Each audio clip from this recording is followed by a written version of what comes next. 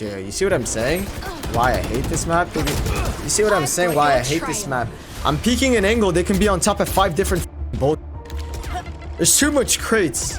It's the most universally hated map in all of Valorant. If it's Icebox, I'm gonna puke in my mouth.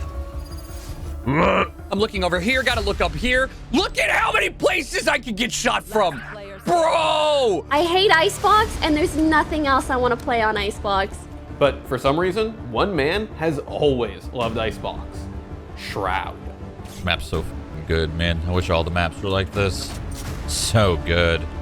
Icebox is the most divisive map in the game, but it's also actually the most important map in Valorant. A bit of a flank coming over. This is also trying to make his way in. Finds the first kill. Bit of panic, but things will calm down for just a moment. Now a 1v1. Raise on raise. Showstopper. Blast back over the top. What? No! Asuna blindly takes down Thief. Space to work with post-spawn as well. Shazam. Oh, over the top. He gets 2. Shazam again. He did it yesterday. And here he is once more. Phase might be gone next. That would be, oh my god, Marv was rooted down. That's normal res. Almost going from bad to worse at the moment. Can he find the second man? No, Baby Bay puts FaZe on his shoulders. He's had enough of this shit. Oh my lord, 4 kills. Oh my. He's looking for the ace. He goes, gets it. This time it's not a bloody eco. That was the fastest round I've ever seen. Is here to stay. Holy. So there are a lot of reasons why Icebox is the most hated map in Valorant. People hate the way it's designed, the way it makes you play the game, the way it launched with a bunch of stupid bugs. B Snowman. Where's Kitchen? B Kitchen. Oh, this. Watch them run.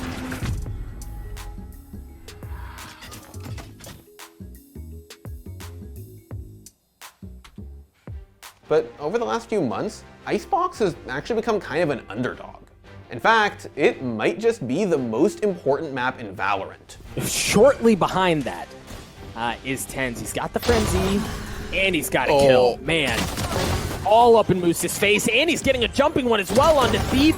I said this the first time I called Tens. This is his world, and we're just living in it. He's got 4. He's going hunting for the ace. Let him off the leash. He's digging it. When Icebox hit Valorant in October 2020, people were dying to get their hands on a new map. But things didn't exactly go as planned. All right, I want you to watch me clear this site, okay? I'm looking at the zip line. I'm looking over here, gotta look up here. Look at how many places I can get shot from. Bro! You see, on a map like Icebox, it takes a little bit of a different approach where if you're peeking onto a site, let's say A for example, you're gonna have a million different areas where you have to look for, so it's a little bit more luck-based, but who doesn't want luck in a skill-based shooter?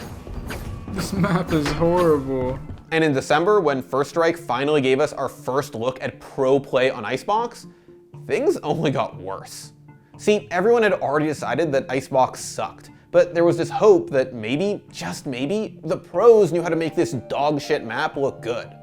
Spoiler alert, they didn't. See, taking the aggression straight to Immortals is benefiting Envy marvelously well so far. Mummy loves that area. We see him working the pipes there in A over and over again. Just feels so confident, vibing on that round as he picks himself up a 3K. And A seems to be on lockdown now. Or Envy won't expect it and it won't be stacked one of these times or any. 3 there though for Envy. It's going to be a quick trade and Retribution kill there coming in. We're on round number 9 here. We have not seen any aggression even towards B. I don't think they've even put utility on that side. And it's been Envy pushing through B more towards that crane. And again, Immortals setting themselves up to look towards this A side. Thousands of viewers tuned into Icebox's pro debut to watch Immortals hit A side against Envy for 12 straight rounds. They spent their entire attacking half just trying to brute force their way onto site. They didn't even look at B. Immortals managed to muster up 5 rounds with their puggy playstyle, but ultimately they lost the game. They didn't win a single round on the defending side, and nobody could understand what the hell they just watched. Dash, I'm gonna let you know now, I thought I was going crazy, man. Immortals, they win A for like the first 8 rounds in a row, and I said, okay, they're gonna leave space to go to B. That didn't happen at all. The first thing we see is Immortals go 12 rounds on A. That's not really a good start for our map. See, even though Envy sent some token defenders to B, they've focused almost all of their attention on A. And it wasn't long before other teams realized just how hard it was to defend the site. And I watch Immortals, and their whole game plan on Icebox was for their Jet and Rita to just walk up A, contact and take fights. No abilities, just dry walk up A, take fights. And it worked for them. Because of the way the map's designed, like, their teams aren't punishing, obviously, like I think the best way is with an op. But they're literally just contacting. And I feel like that's just taking away from the, like, the skill set of the game. Like, you know, there's all these cool abilities and stuff. And you've got teams just running into the site. Like, there's no, like, map control. Nobody cares about anything else. They're just brute forcing it. All right, let's back up a bit. Why exactly does everyone hate Icebox? Well, there are a lot of reasons, but at the top of the list is quite simply its size and layout. Rotating is an absolute nightmare for defenders. By the time you've made it onto the other side of the map, chances are the attacking team is already taking control of the site and planted the spike. And as an attacker, good luck trying to fake your opponents out. There just isn't enough time to show B and then rotate A. Usually, all you can do is just brute force and commit yourself to one side of the map just like Immortals did. But once you and your teammates finally make it onto site, things only get worse. The verticality of both bomb sites makes it hell when you're trying to clear the countless corners. But for attackers, the real problem is mid. You can't really like play mid or work mid compared to other maps. A lot of maps don't even have a mid, like Bind. It doesn't even have like mid. But like Haven, like at least you can like walk up there, lurk it or something. It's a little bit harder in Icebox. You have to wait out a wall. You have to throw a lot of smokes. You also have to pressure the extremities because like they're just gonna push you if you don't. Like, you can come up with creative splits, and like in theory, they look cool, but you notice that no team is really using mid or the tube or boiler in any unique way. Without the ability to assert mid control on attack, every other problem Icebox has gets even worse. It's harder to rotate, harder to fake, and harder to feel confident and take your time when you're clearing out a site. So with the middle of the map basically off limits, all teams could do was hit each site head on. And we all know how that went. But despite all of its glaring issues, there was one person who absolutely loved Icebox. One man who didn't see it as a disaster, but instead saw the coolest map in the game, Shroud. Map's so good, man. I wish all the maps were like this. So good. Shroud's VCT watch parties brought in thousands of viewers, and he constantly told them just how important Icebox was to pro play. The good takeaway about having such a strong Icebox is it's kind of just like in Counter-Strike. In Counter-Strike, it was really important to have a strong nuke because if you had a strong nuke, map bans and picks weren't so predictable. So basically, if T1 can continue to have a strong Icebox, people will they already have the map pick advantage because people will always ban it, always. So they can always predict every map. A lot of Exalt like we did that first game. So that's the good thing about having an Icebox. Like a good Icebox. It's like having a good nuke. Now it's up to Curry. Gives you that advantage for maps and bans and stuff. Picks and bans, rather. So, did Shroud change the hearts and minds of millions? Is he the reason people suddenly realized that Icebox was the secret best map in Valorant? It's just, I hate Icebox. I hate Icebox, and there's nothing else I want to play on Icebox.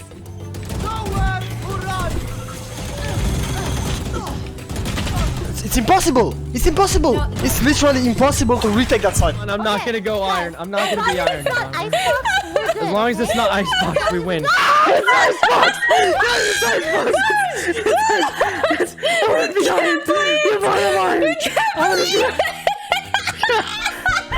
The community still hated Icebox, but Riot couldn't just get rid of it. They had to change it to help it reach the potential that people like Shroud always knew it had. Patch 1.14 fixed some ridiculous omen bugs, but most importantly, both sites changed, making it easier to attack either of them. Players no longer had to clear an absurd amount of angles when entering a site, which was definitely a step in the right direction. But in March, another Valorant underdog got some buffs. Viper became a real character, and all of a sudden, the meta on Icebox began to change.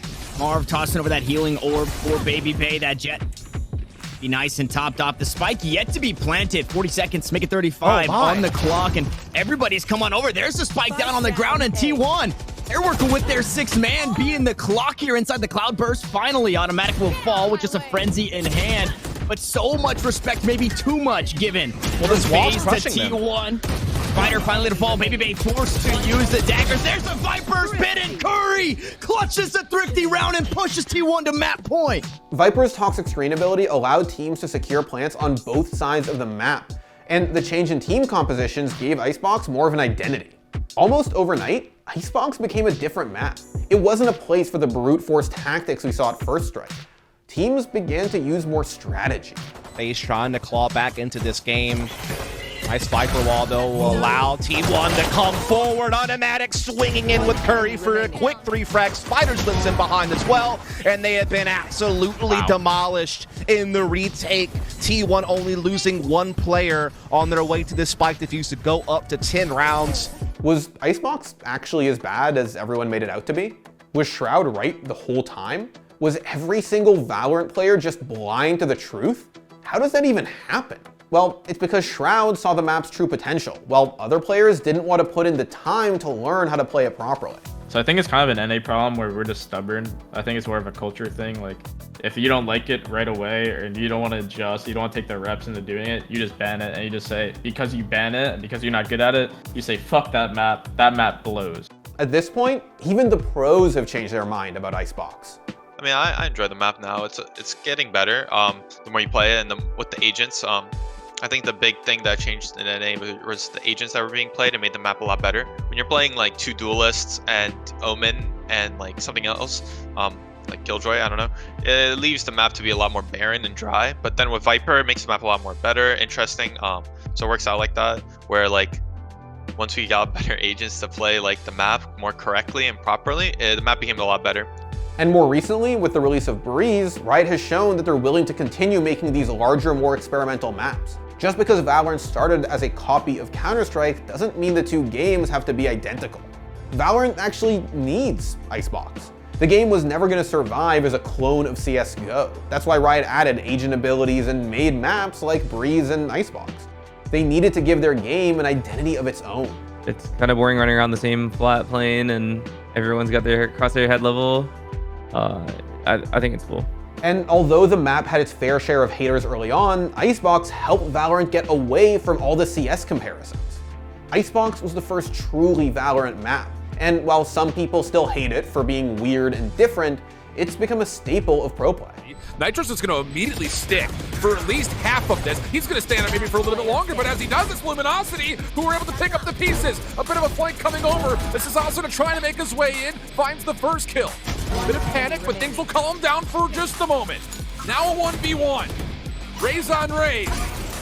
Showstopper, blast back over the top. What? No, Asuna blindly takes down Thief. Goes in aggressively, dashes his way across. Lucio already with 3, but Sick! Oh, Sick gets 2! Give him the 3rd! He's keeping Sentinels in this thing. It's gonna drop down to a 1v1. He waits to see if anyone's gonna rotate over Profi. Profi has a chance here, but Sick has the luxury of waiting it out. A 4K for Sick. Sentinels get to match point. Now Ardit's going to find Link on the way back in. Liquid already trying to play deep, but keep your eyes on the minimap. Look at that flank coming through once again from Scream. See if they can buy the time for him to be as much of a nuisance as he was before. Ardit's hopped onto the top. He's going to find 1, 2, 3. Oh my word. Scream, last man standing. Bladestorm online. Halfway there, takes down 1. Oh, Scream! It drives by! You should have seen your faces. Players might not have been ready for a map like Icebox, but by now, it's obvious that it was only a good thing for the health of the game. And hell, it might even be the best map in Valorant right now. Damn, I needed that. Yeah. This guy. You're always up to nonsense. Oh no, you missed it.